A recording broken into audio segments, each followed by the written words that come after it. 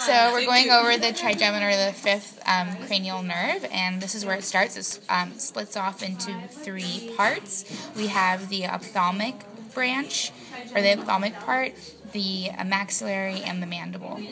We'll start with the ophthalmic. The ophthalmic is the only branch that goes through the cavernous sinus. The nasociliary goes through the cavernous sinus. So the ophthalmic divides the branch of the ophthalmic. Right, the ophthalmic divides into three parts. The nasociliary, which goes through the cavernous sinus through the annulus of Zinn. The frontal, which goes outside of the annulus of Zinn. And the lacrimal, which is here. Okay, so we have lacrimal here, frontal here, and nasal goes over here. So let's start with the frontal. Okay. We'll put that back. The frontal nerve splits off into the infratrochlear.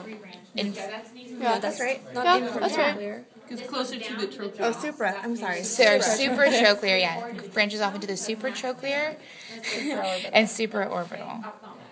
And the lacrimal goes here out. We can show that on the eye. Has superior and inferior branches, as you can see. Right there. Okay. Superior, inferior. Okay. The third branch? Nasociliary branch has 5 divisions. The sensory root, which goes into the sensory ganglion, ciliary ganglion, and the... Wait, I shouldn't have been this one.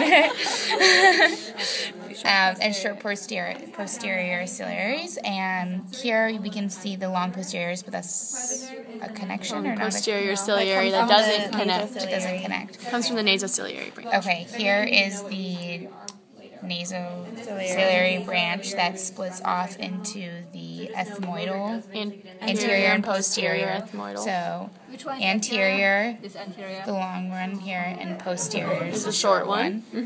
And we have infratrochlear here. So remember, this was the supratrochlear, infratrochlear. Got it.